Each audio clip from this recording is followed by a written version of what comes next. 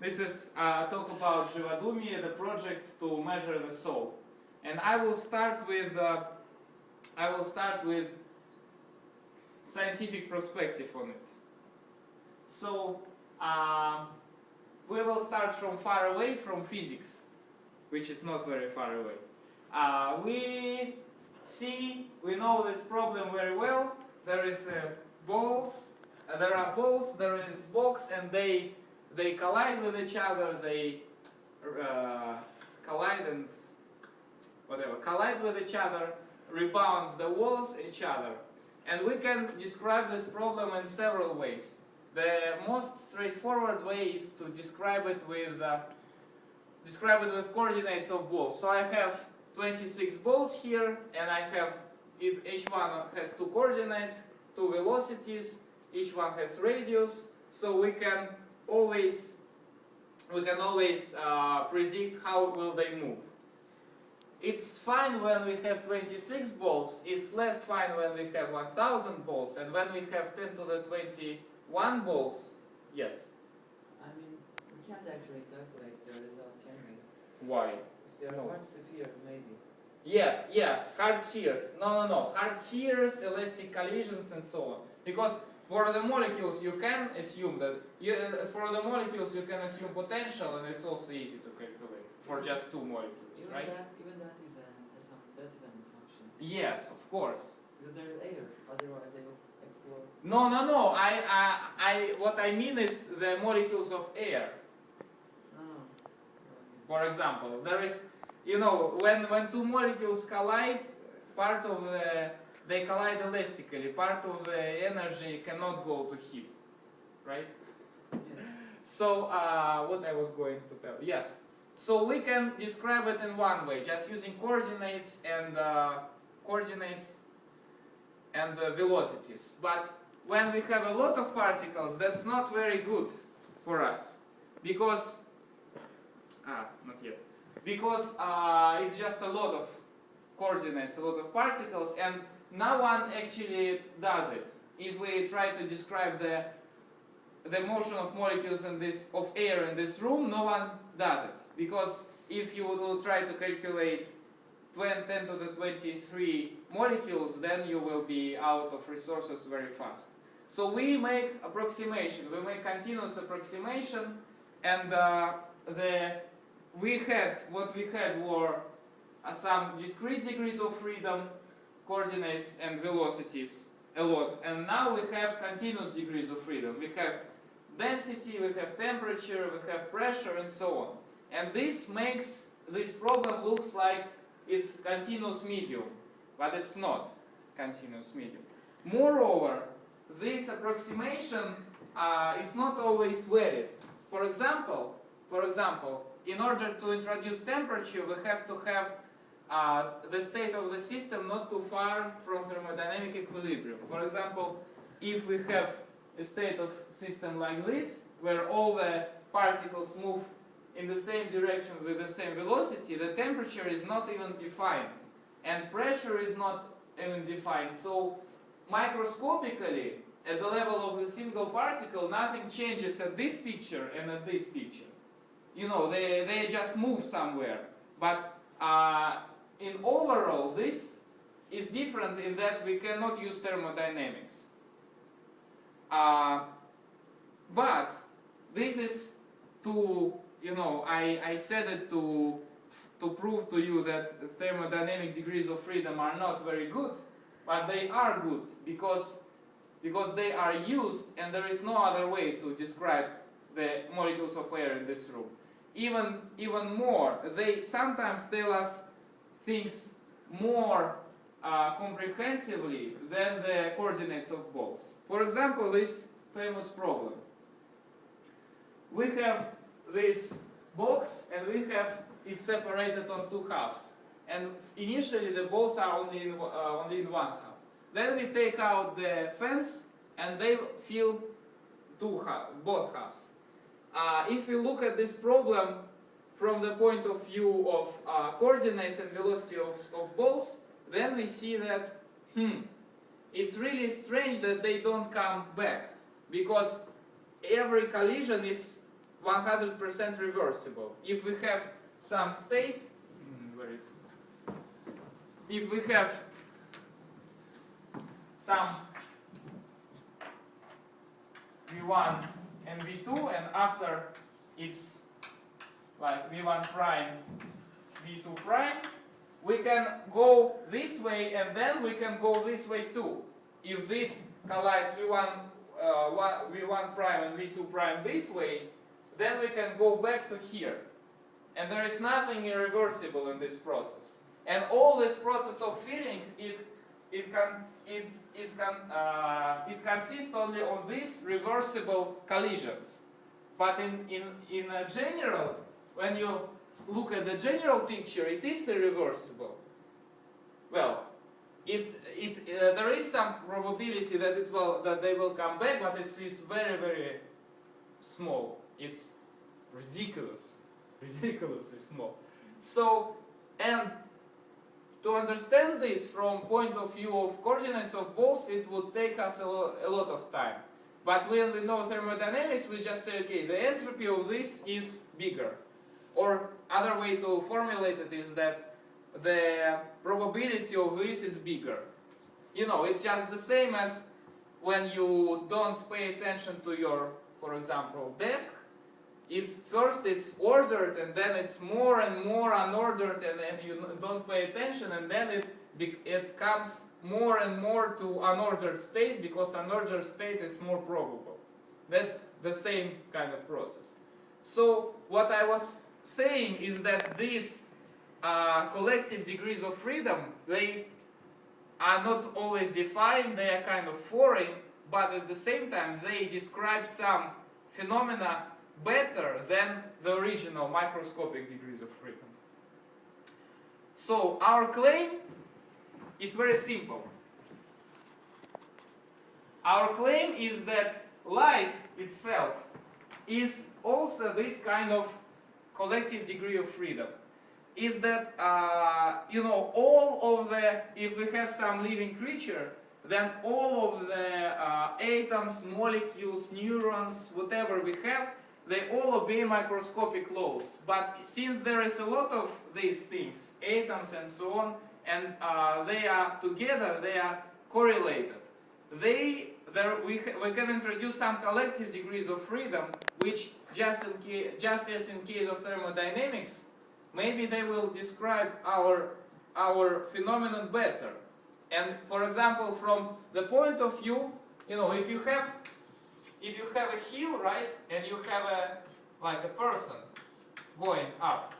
So from point of view of physics, the velocity of this person should go down as he goes up the hill, right?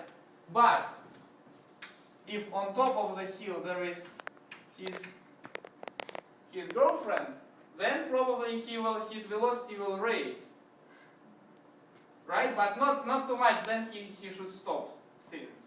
But anyway, this you know, and this raising in velocity is much easier to explain by operating these collective degrees of freedom.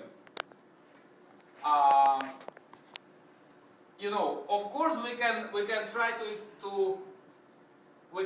to describe this person as a collection of atoms, but since even when we start with microscopic description, it is still like in thermodynamics. We can start with microscopic description, but then we inevitably end up using thermodynamic description. So here is also the thing, and here is the examples that actually sometimes living organisms and non-living organisms, they don't differ too much at the level of microscopics. You know, they are not that different. For example, like if you imagine there are some poisons which can poison a living creature, like when their concentration is like 1 molecule in 10 to the 6. So this is kind of very sensitive system. But if you take any non-living system and then poison them, like introduce some amount of these molecules, it's not going to change much in most of the time. So this is just saying that these life degrees of freedom, they cannot always be defined, they cannot always be introduced just in the same way as temperature cannot be always defined. In this case, the temperature cannot be defined, and in this case, the living energy cannot be defined. But these two cases, they seem to not seem to differ a lot. Okay. So, yes, that's also the point which I wanted to make, that the collective effects, just to reiterate the point, that collective effects, they are important in physics and in life everywhere, because they do explain a lot of things. For example, this Meissner effect, they also explain. It also can be explained only through collective effects, even though every electron and everything here obeys microscopic laws. So this is the general concept of what Zhywodumie Project is about. And does anyone have any question? No. So then the question arises: how do we study all of it?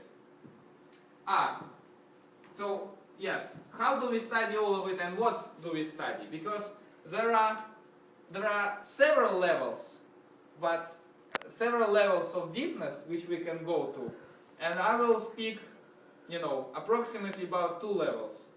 So what the philosophical part of Zhywodumie Project is that in medicine, doctors should treat people not only the physical body, but also the emotional body, the mental body. And this concept is also connected with the fact that if something happens to someone, then the someone deserves it. So, and there are several mechanisms by which this can happen. For example, if someone doesn't feel good, is not in good emotional state, then these emotions themselves, this is already very well known fact that depression, it raises the level of one hormones, diminishes the level of another hormones, and this influences. But the people don't. Yes. The people don't go further, and they don't say that, okay, if someone has some really serious thing going on, then these people should really seriously think what they do and what they do wrong. So one of the probable mechanisms of realization of this is just the direct. So that someone has emotions, I will even draw it. Someone has emotions,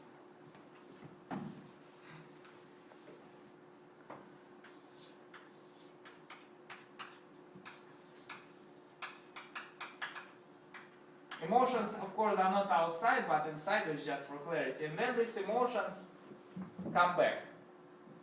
But there are also some other subtle levels. For example, if someone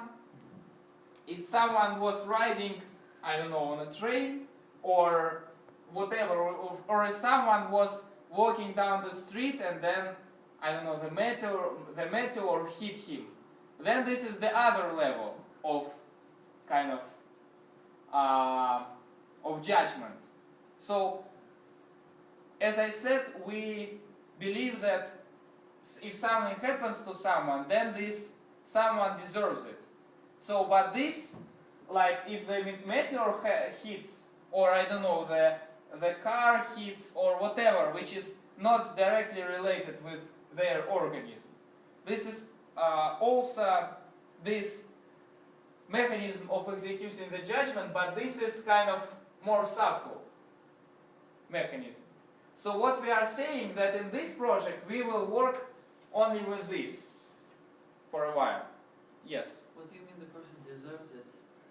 Deserves the depression? What do you Yeah, I would argue on that one too. Deserves implies an outside influence and some outside judging.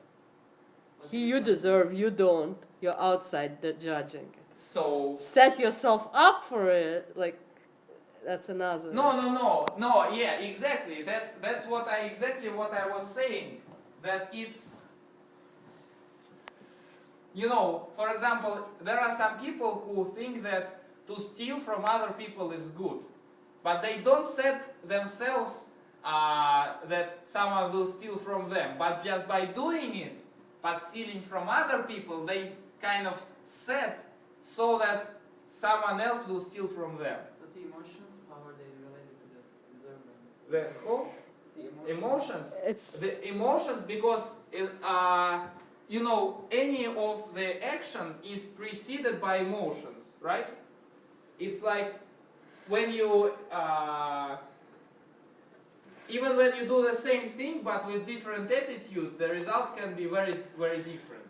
If you try to punish your child a little bit because you really, kids sometimes really have to be punished, and yeah, okay. so and you beat him up, that's one thing. But another thing is if you are really angry, and then this, maybe the force will be the same and power and the physical characteristic will be the same, but the result will be very different. yeah, personal experience. If I'm calm when I'm disciplining the kids, they react to the issue. If I'm upset, they react to emotion and ignore the What you're subject, saying. which is exactly what you're talking about. So I'm saying that any action of human is preceded by emotion, or emotion may be not a good word, because sometimes people do something without even realizing what they are doing. But Well, it's still subconscious emotional yes, reaction. subconscious emotion is just some, I would say, movement of the soul.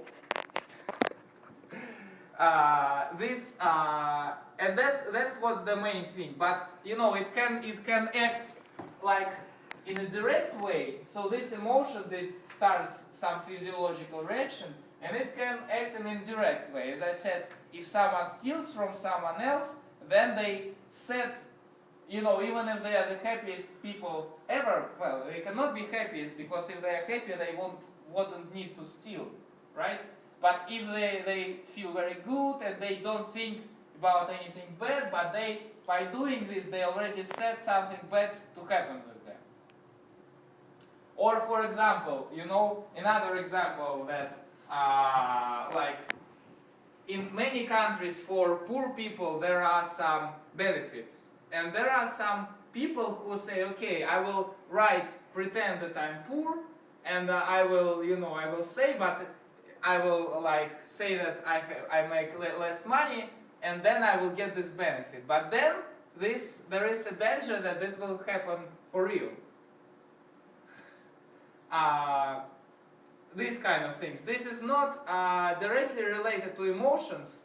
So in this project, we are not going to study these things. Which emotions, then something else, then it comes back.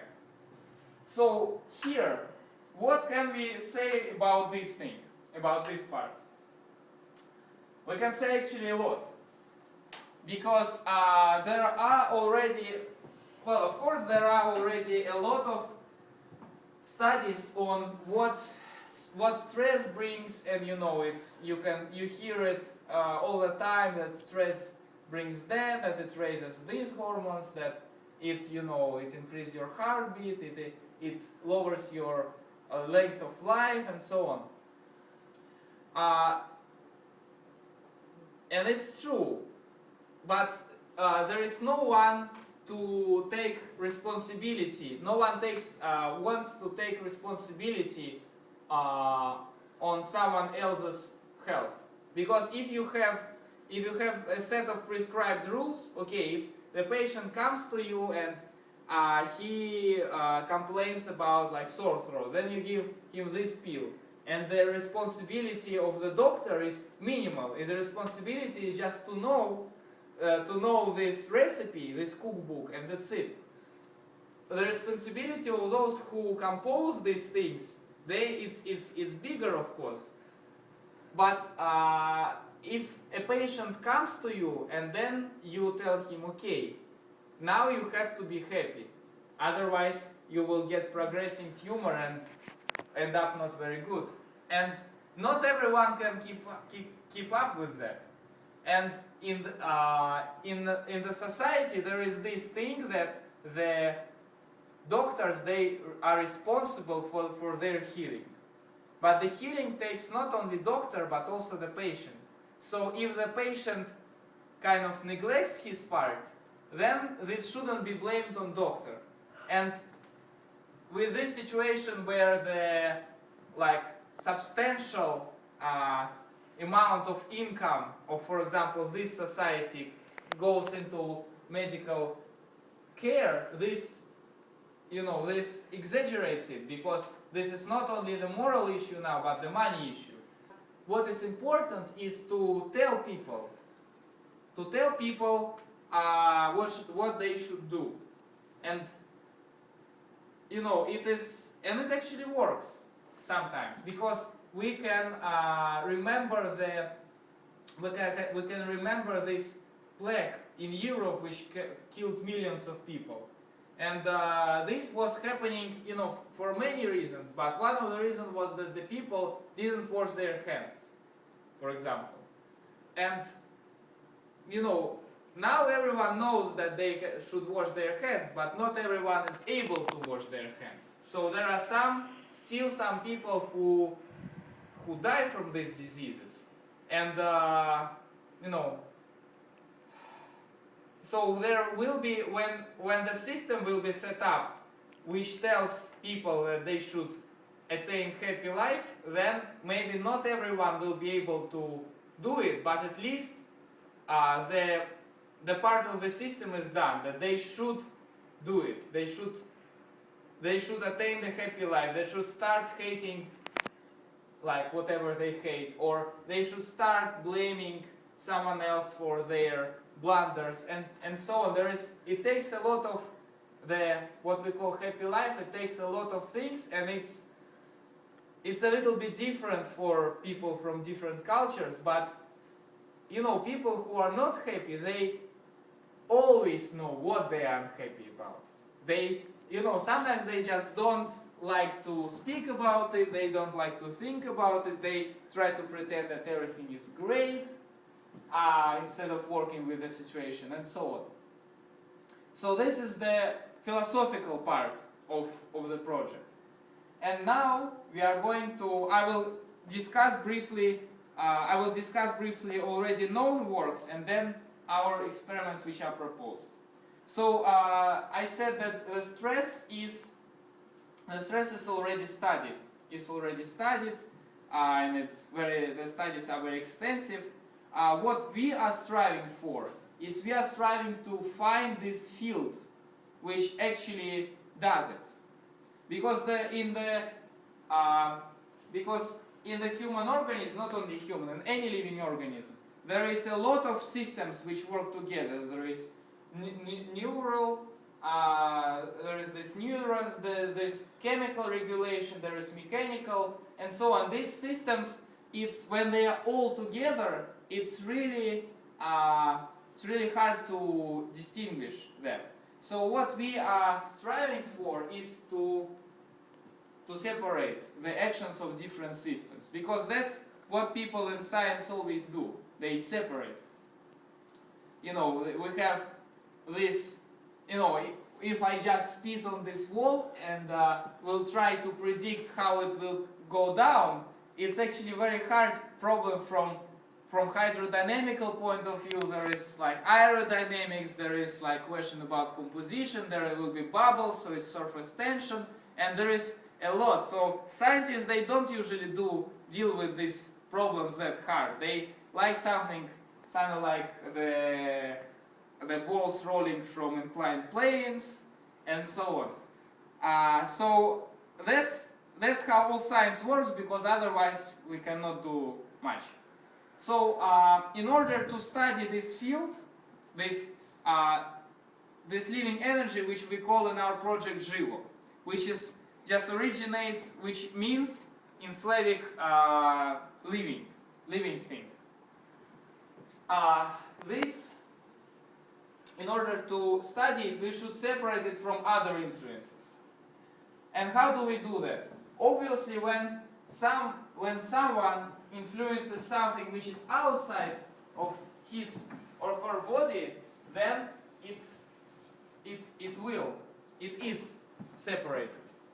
So there are a lot